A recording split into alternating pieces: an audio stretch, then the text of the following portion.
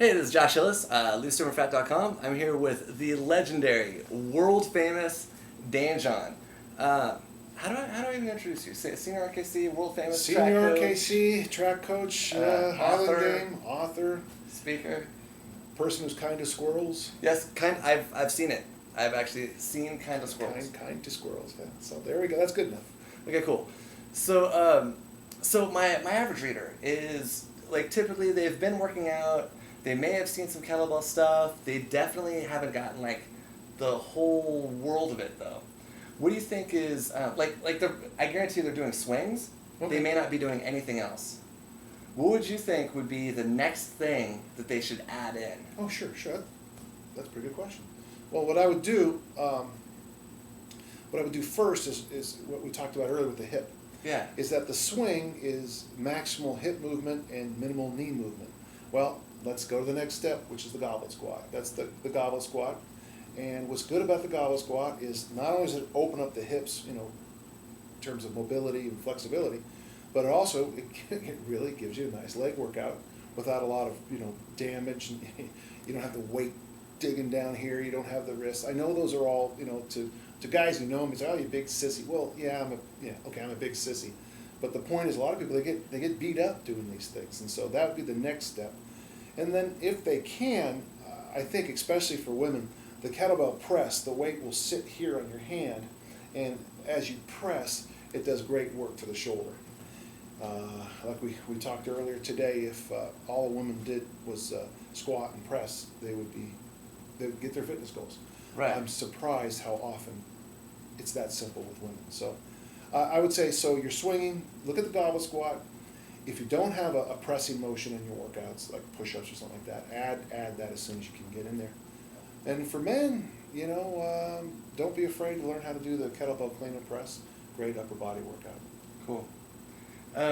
We have talked a lot about how hinging and pressing is so good.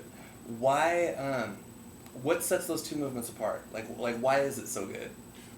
The hinge? Yeah. Okay, the hinge movement, for those you're missing, is basically it's that as you sit down, it's the folding of the hips over. If you're running down a path and you see a rattlesnake, how are you going to get over the rattlesnake? Well, you're not going to dip down, look at it real closely, and then jump over it. You're going to snap up over it. That's the hinge movement.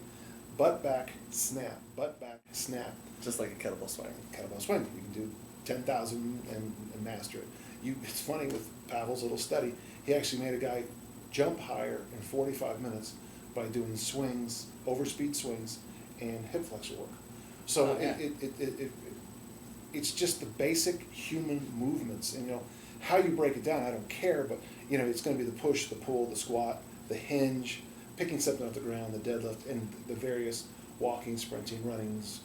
Yeah. And then you can add on it. I mean, I got a DVD when I've got, a 150-pound backpack.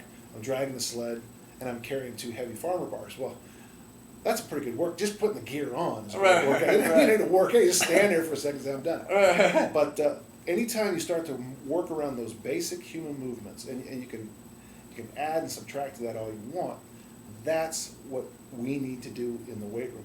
Truth is, if you did the basic human movements all day long, you wouldn't need to lift weights. And it's true. I know a lot of people will go, guys like myself, I grew up playing games in the street every night. Every night. Yeah. We didn't, when we went to a PE class, I knew all the rules of the game. They didn't have to be taught. Right.